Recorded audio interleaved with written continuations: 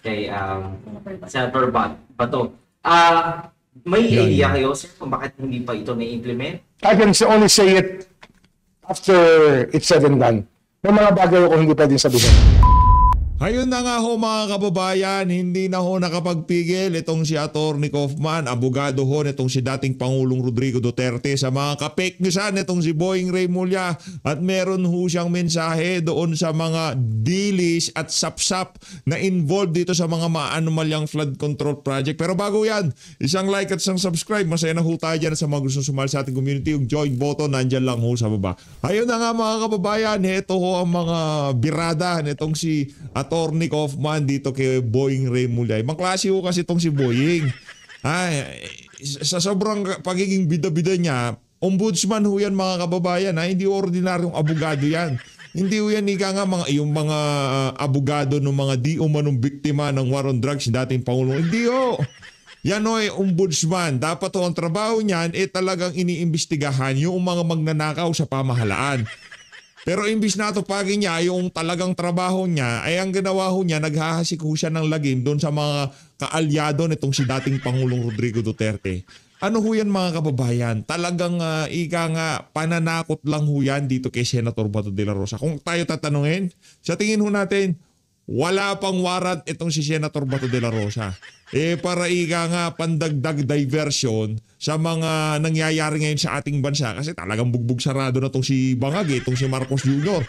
So kung dapat kaliwat kanan, meron silang pang-divert ng atensyon. Yung paghuhuli doon sa mga sapsapat dilis, sa kabila naman, Senator Bato de la Rosa, sa harap naman dyan, itong impeachment, itong si VP Sara, para talagang mailihis ang usapan at talagang mawala ang pangalan nitong si Marcos Jr. sa kamalayan ng sambayanan na siya ang mastermind dito sa lahat ng kabalbalan na nangyayari ngayon sa ating bansa. Rekta ho tayo dito kay Atty. Kaufman. I do not believe that Ombudsman Jesus Crispin Remulla would be so remiss as to dice with prosecution at the ICC for contempt by leaking the existence of highly confidential arrest warrant for a suspect. Naku, matindi ho yan mga kababayan. Ano nga asahan natin dito kay Boying Remulla? Mga Remulla ho ngayon parang Diyos ho yan sa Pilipinas. Lahat ng gusto nilang mangyari dyan sa Ombudsman at DILG ay nagagawa ho nila. Hanggat hindi ho nabago ang sistema na to, hindi napalitan yung mga Remulla na yan sa pwesto, hindi natanggal sa Ombudsman, dyan sa DILG, at itong si Marcos Jr. pa ang presidente ngayon, patuloy lang hong maghahari-harihan at magjujos-josan yung mga individual na yan ngayon sa ating bansa. Again, diversion ho yan. Talagang pinapaikot ho nila ang tumbong nitong si Senator Bato de la Rosa. Kasi kung meron yan, matagal na hong kumalat yan. At karamihan ng mga malalaking tao, alam na yan. Si Boying Remulla at itong si John Vic Remulla lang may alam . Si John Vic nga nung una, wala siyang alam dyan sa arrest warrant na. Si Boying Remulla lang ang nagsabi. Kasi malamang sa malamang napag-utusan siya ng Malacanang, gawa ka ng malaking issue dyan na pwedeng pag-usapan. Mailihis dyan sa flood control ang usapan. Kasi papunta na sa Malacanang. Sinibak na yan si Bersamin. Sinibak na yang si Pangandaman. Di ba? Napakarami ng nasibak. Ang hinihintay na lang ho nating masibak dito si Marcos Jr. Di ba? Sino magsisibak sa kanya? Yung impeachment court.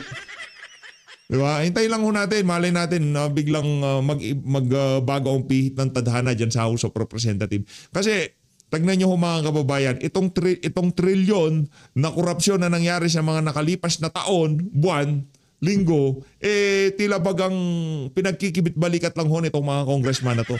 Mas mauuna pa ho ata nilang sampahan ng impeachment itong si Vice President Sara Duterte dito kay Marcos Jr. na kung saan siya ang tinuturong mastermind dito sa napakalaking kabalbalan na to. Yun pa lang hong pagpirma niya dito sa 2025 budget, pwede na hong grounds for impeachment yun. Betrayal of public trust.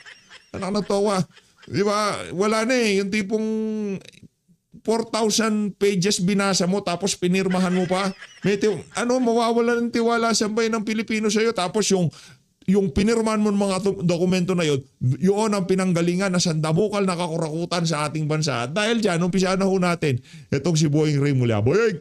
may referral na naman ang ICI sa ombudsman, pinakakasuhan yung 10 individuals, at si Senator Bong Revilla also pinaka-investigahan din po yung yung former current senators na yun na po ba ng ombudsman. Ginagawa na namin yan. Bago dumating yung ICI, meron na kaming teams na gumagalaw, pero malaking tulong yung kanilang pagbigay sa amin ng information at yung kanilang affirmation na tama ginagawa namin. So, tuloy-tuloy po yan. Everybody mentioned by them is already under investigation now. Ganun. Wala na yung ICI, kayo na lang mag-iimbestiga. Kasi sa huling pagkakaalam natin, maging ang ombudsman, talagang ibinibida ho nila ICI. Ngayon ho, ang ombudsman, sila na ho nagsasabi na, sila na nag-iimbestiga ngayon. Sila na sasalansan. Dahil nga naman, wala na si Babe Singson. Umalis na itong wala na rin niya si Benjamin Magalong. Actually, hindi ganoong kalaking dagok dyan sa ICI yung pag-alis ni Magalong. Ito talagang kay Singson. At bali-balita ho natin yung ilang mga commissioner dyan, mag-aalisan na rin daw ho. Di umano. Matagal na daw ho yung 2 buwan dito sa commission na to. Hindi pa talaga sila nag-umpisa, natatapos na. Hindi pa nga naumpisa ng totoong investigasyon dito sa mga maanumalyang flood control project na to. Ika nga yung binuo ni Marcos Jr. unti-unti na gumuguho. Saka yung Blue Ribbon Committee. Anong nangyari dito kay Pinky?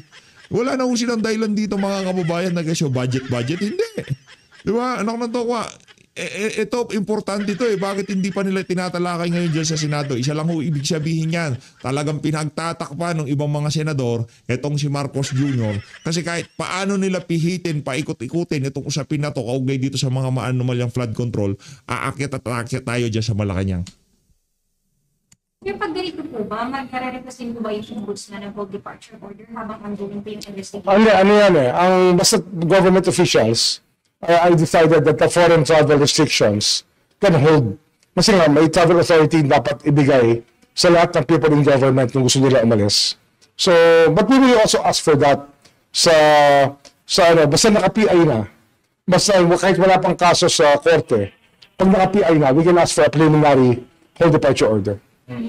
Regarding naman po kay Sara Diskaya, pinapakasuhan siya or nasampahan na siya ng kaso kahapon.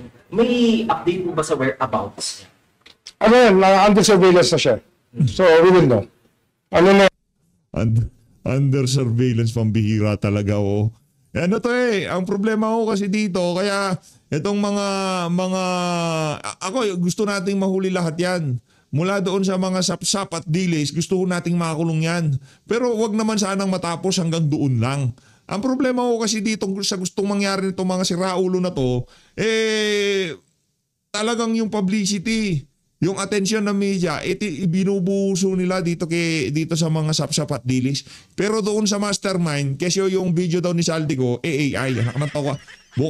Sa susunod na video na siguro natin sasalansanin yung video nitong si Boying Remulla sa interview niya dito kay Karen Davila, na kung sinasabi niya, yung daw video ni Saldico, AI. We've started doing that even before this happened. So, under surveillance siya. Clarification lang, Ombudsman, may na-mention po na parang 2 months na lang daw po yung ICI. Can you expand? Hindi naman yan, sinasabi ko lang yan. Kasi, kung tinatanong sa akin kung, basta I don't know the context of which it was asked, no? Pero sabi ko nga, we're sinking into the job very well.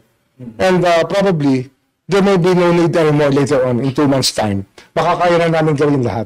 Kasi sa ngayon, malaking tulong pa sila Diba? Pero in 2 months' time, baka kayanin na namin. Yun ang sinasabi ko. In terms of big fishes pa na pwedeng makulong before the end of the year? Hindi, basta ito, proseso to. There are no definite deadlines given, but I can assure you, the process is being followed so that... The process is being followed. Anak ng tokwa, nagsalita na si Saldico. Sa bagay, nag-appoint nga pala sa iyo, Presidente, paano mo siya hahabulin? Paano mo siya iimbestigahan? Si Marcos Jr. ang nagpumilit na makapasok ka dyan sa ombudsman. Hindi nga pala maaari yun. Sorry. Hanggang kay mastermind dito, Saldico, tapos ang usapan. Kahit yang si Martin Romualdez, kung yung mamahalang na yan ang mapagbibigyan, absuelto ho yang si Martin Romualdez. Yan ho ang sigurado natin dyan. Kaya tayo ho hindi umaasa na makakamtan natin ang hustisya sa mga nangyayari na to sa ating bansa. Mantakin yung sabihin na mismo ng ombudsman, hindi pa nag-imbestiga. Akala mo IT expert kasi AI daw yung video ni Saldico. Pagka nga naman tinamaan ka ng mga adiko. We respect people's rights. And we do not, kasi ang pinaka-problema dyan, nagmamadali ka. We respect people's right. Bring to competent judicial authority. Ginawa nyo. Respeto nyo yung karapatan ng Tatay Digong. Si Raulo ka pala eh. Maka-violate human rights. Baka mapurnada pa. So we're very careful about the process. Sir, may follow-up ko lang po yung kay Kuya. Since magsa-second week na po ng December, are we still on the same track po doon sa sinabi ng DPWH na this December, out rin po ng 60 individuals involved sa naman yung... Marami pa rin magkakaroon ng warrant this December. Marami yan. The next 2 weeks, maraming kaso ipa-file. The next 10 days, maraming kaso ipa-file. Hindi ko lang micromanage yung mga yan kasi I have other things to worry about sa trabaho ko. But all the teams are doing their job. Yung aming prosecution, yung special prosecutor namin is doing its job, the Office of the Special Prosecutor. Sir, may plan din daw po ang ombudsman na investigahan si Design DOJ using candidates. Kasama na yan. Kasi meron na kaming crowdsourced information dyan. Kaya nirefer ko na yan yung Thursday pa. Thursday actually, when the Rappler article came out, sensitive kami dyan. So inassign na namin kagad yan.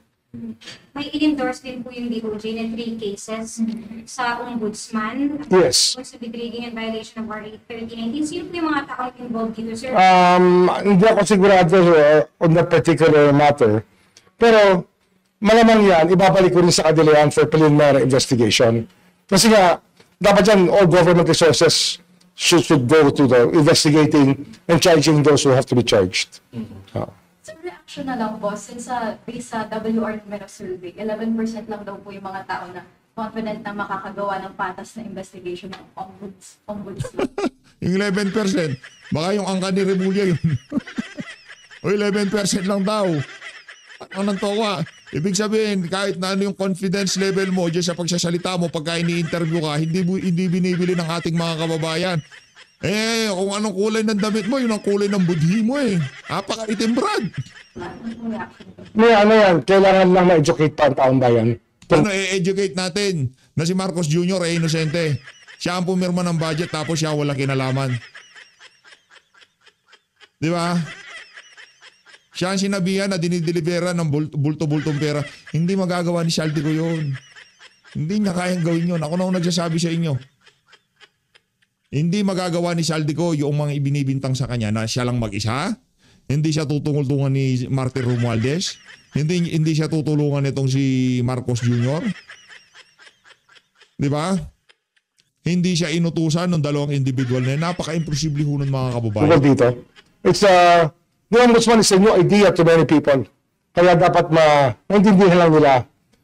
No, hindi nyo idea ang ombudsman sa maraming mga tao.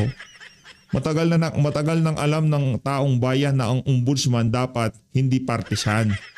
Ang ombudsman hindi dapat politiko. Pero dahil naging politiko ang ombudsman, nawala ng tiwala ang tao ng sambayan ng Pilipino. Diyan sa pwesto na yan na kung saan dapat sana pumuprotekta sa interes ng sambayan ng Pilipino. Pero ngayong mga panahon na to, isa lang ang pinoprotektahan mo, Brad. Si Marcos Jr. lang. Sa totoo lang huwag kang magalit.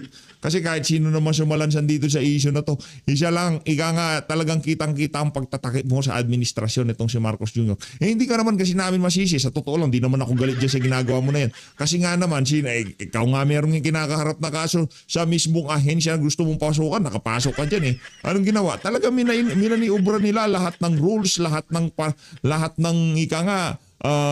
mga criteria para makapasok ang isang Boeing Remulla diyan sa ombudsman, di ba? Why the office exists at kung ano ang gagawin nito. Ano yan, in due time yan, maunawaan ng taong bayan. Follow up lang kay Diskaya, ombudsman. Andito pa sila. Hindi ko naman sila nakakaalis. Si Curly is still in detention sa Senate. Si Sarah is in Pasig. So, ano natin yan? Pinapasurveillance na natin. Another ibang topic naman din sa Pinapasurveillance, alam na yung lugar. Pinapasurveillance, nakakontempt sa Senado. Pambira ka talaga, boy. Ibang level ka. Yun para magtunog credible, magtunog talagang siya. Sa bagay, no? Talagang kayo naman talaga eh. Ano ba? Sino ba? Kayo naman. Kayo siga, kayo lahat eh. ICC, warrant of arrest kay Senator Bato. May idea kayo, sir, kung bakit hindi pa ito na-implement? I can only say it after it's said and done. May mga bagay ako hindi pwedeng sabihin. Okay. Narinig niyo ba yun? Meron daw ho siya mga bagay na hindi pwedeng sabihin. So huwag nyo nang itanong kasi hindi niya rin sasabihin kasi wala noon. Ano yung mga bagay na hindi niya pwedeng sabihin? Eh yan ang naratibo ng Malacanang. Kailangan mailis ang usapan. Mula sa mga maanumalyang flood control na kinakaladkad ang pangalan ng presidente papunta dito kay Senator Bato de la Rosa na nanahimik na kaysa meron daw warrant. Eh maging yung abogado nitong si dating Pangulong Rodrigo Duterte eh sinoplak ho siya. Pero meron, sir. Meron. Pero may mga bagay ako hindi pwedeng sabihin. Yun lang, I can limit myself to that. Ito, tanong. Pakukulong ba si Boying Remulla pagka natapos ng termino nitong si Marcos Jr.? Meron. Meron chance ha. Meron. Tanong. Sagot, meron chance ha. Abang-abang lang ho kayo. Darating. Panahon lang yan. Anak ng towa. Alangan naman forever sila nasa taas. Ano man ang umakyat sa taas, siya gusto mo, bababayan. Ano man binato mo sa taas, bababayan. Merong medyo nagtatagal, merong napakabilis lang, at merong ika nga hanggang dito lang, tapos bababa na kagad. Itong kinaboy, ngayon nandito sila sa taas. Mga Duterte, nasa baba ngayon eh. Rock bottom tayo ngayon. Ika nga, yung sukdulan ng pinakamababa, nandun tayo. Pero, sama-sama, kompleto, ika nga ang barkada ng mga taga-suporta ni dating Pangulong Rodrigo Duterte. Pag nasa baba ka na, saan ka pupunta? Wala na, baba na yun, Brad, wala na yun. Ika nga, sukdulan na yun, wala ka nang ibang pupuntahan doon. Maguhukay ka pa para ibababa mo sa rin? Hindi. Pag nasa baba ka na, wala ka rin ibang pupuntahan kundi pataas. Kaya abang-abang lang kayo. Naririnig ko nang gumagana yung makina nitong si Vice President Sara Duterte. Magte-2027 na. 2 taon na lang, tapos ng maliligayang araw nyo dyan. Kala nyo ha? Andito pa naman yata. He's supposed to be in Pampanga. Is he also under surveillance currently? Or We're tracing his whereabouts once in a while. But it's next time. Okay? Sen ba to ha? Ingat ka. Yung mga masasamang loob, yung mga masasamang pag-iisip sa gobyerno na to, kayo hong inaatupag imbis na alamin ang whereabouts noong mali-maliit ang pera, bawiin yung mga diniliver na pera, hinahanap po nila itong si Senator Bato de la Rosa. Dahil dyan, rerekta ho tayo dito kay Manong Ted Filon. Ibang klase talaga. Manong Ted! Part po no, ng desisyon kung thank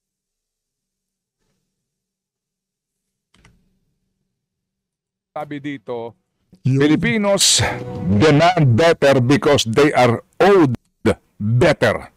Much more and far better than what has been delivered, than what we had to make do, than what we had to endure for years. Sabi nga dito, no more. Enough is enough. May ganon. Basahin mo, baby girl. Yes, universal health care may be a dream to most Filipinos for now. But to us, to the government, the leaders, the legislators, and most especially to PhilHealth, it is a mandate. It is a duty. It is a mission. One that leaves no room for discretion. One that cannot be easily trifled with. One that cannot be relegated or switched or exchanged for a different project under the guise of urgency, under the ruse that these projects redound to the health of the people. What use are the roads and the bridges, the infrastructure and the social programs and any other project for that matter, when the people meant to enjoy them are sick and dying? No. Our people have waited long enough, suffered long enough, and hoped long enough. No more excuses. No more misdirection of funds and of priorities. The court will not sit idly by, not when the people look and cry to us for help, not when the Constitution charges us to be the singular, indomitable decision, bastion of our people's rights. This court will not be deaf to the pleas of our people. We will not be blind to their plight, and we certainly will not be callous to their agony. We stand not merely to endure, but to flourish. In every heartbeat, we summon resilience. But we do not romanticize resilience while ignoring the problems that compel us to be resilient. In every breath, we inhale possibility. We reject stagnation. We embrace momentum. With health in our bodies and clarity in our minds, we rise undaunted and unbroken. Now is the time to act, not later, not in the next 10 years, now. Ganda? Ganda, naiintindihan mo ba? Hindi, pakitagalog. Pero ang ganda. Joke lang. Husay? Oo. Ganda. Kung inyo pong maaalala, nahirapan naman talaga dito si former Solgen Bernardo Guevara, no? Sa kanyang pagdidepensa po dito sa naging una sa galaw po at desisyon na ito ng mga kagalang-galang na mga miyembro po ng dalawang kapulungan ng Kongreso at maging ng Finance Department, DBM at ng Malacanang. Opo, kasi nga kitang-kita mo na doon po sa oral arguments at nang siya po ay tinatanong ng mga kagalang-galang na mga maestrado. Para bagang no choice siya siguro at that time. Pero mamaya, pag-uusapan natin itong sinasabi ng Presidential Communications Office, no, na ito daw po pag-aaralan pa daw ng Solgen para po sa sinasabing motion for reconsideration. Mamaya, tutunghayan po natin yung issue niyan. Ito kasi sinasabi ho ng mga ng ponente, naaanin mo pa ang mga tulay na yan o mga kalsadang yan kung may sakit at naghihingalo na ang inyong mga mamamayan. Kasi Doon naman si Manong Ted, paano dadaan yung yung ambulansya kung walang tulay at saka kalsada? Ano ba, Manong Ted? Hindi mo ba narinig yung sinabi nitong si Auntie Claire? Kinuha yung pera para sa mga infrastruktura panggawa ng tulay at kalsada. Ikaw talaga, oo. po, if you recall, sa pilit nilang pagtutuwid sa isang baluktot na katwiran para ho bigyan po ng sustansya at rason yung paggamit sa pera ng PhilHealth para ipatayo ang isang tulay na may pondo na naman na nanggagaling sa utang natin sa South Korea. Yeah. At nandoon ang ikinakatwiran daw ay pakikinabangan po ang tulay na ito para ihatid yung mga pasyente sa mga ospital. Naalala ko na naman si Auntie Claire. Oh, ibang Hindi ba masyado na naman, yun? Di ba, pilipit na gusto ho nilang ituwid? Insulto eh.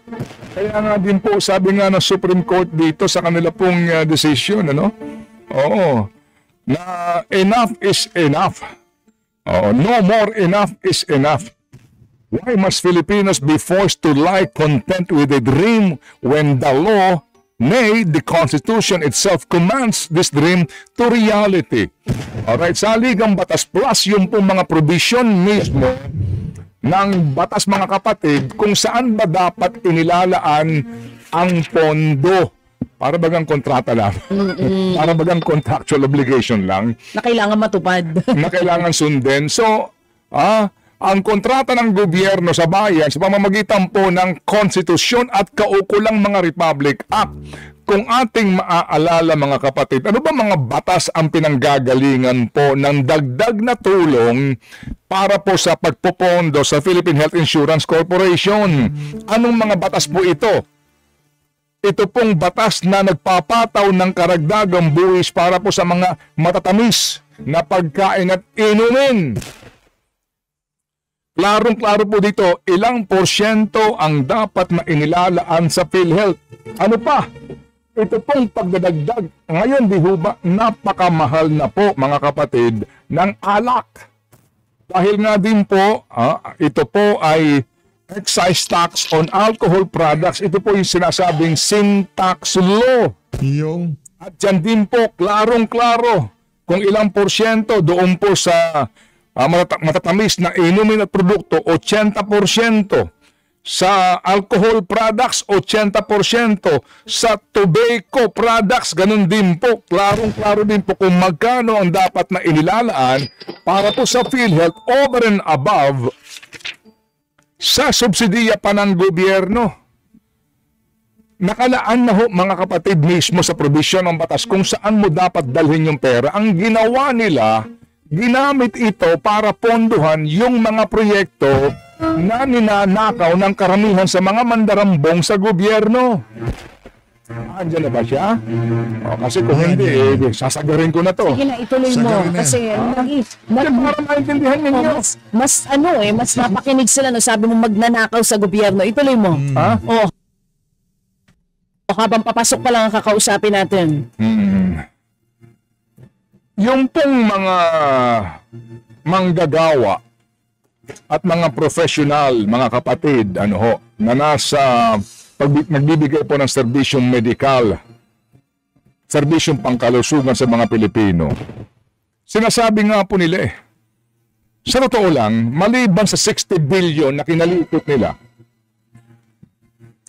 na ginamit ho nila para ponduhan yung mga unprogrammed appropriations na napunta po sa mga proyekto ng DPWH na iyan, meron pa pong utang ang gobyerno magmula 2023 sa PhilHealth na umaabot sa halagang 255 billion pesos. Nako!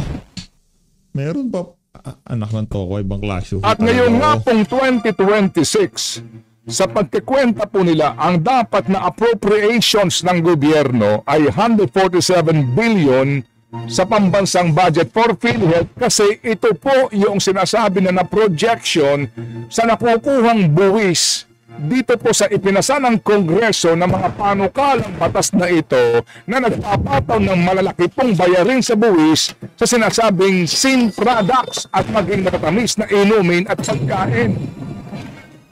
Laging ikinakatwiran nila para sa kalusugan ng mga Pilipino na hindi po naman nangyari sa katagawan ng mga taong ito.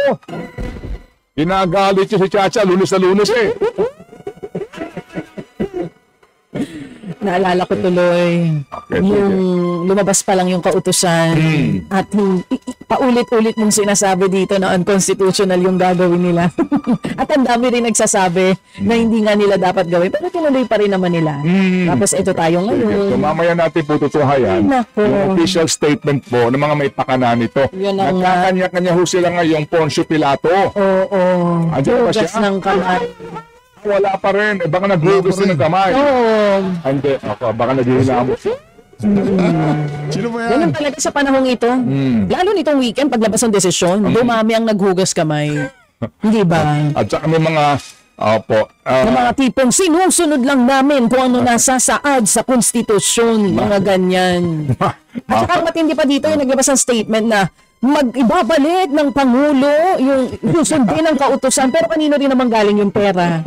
Di ba sa atin din? Hindi. Sino pumirma, mga kapatid? Sino daw ho pumirma nito? Na para bang hindi nila gawa ito. At sila din ang susolusyon dito. Okay. Ito, mga kapatid. Ang pinag-uusapan natin dito ay 2024 budget.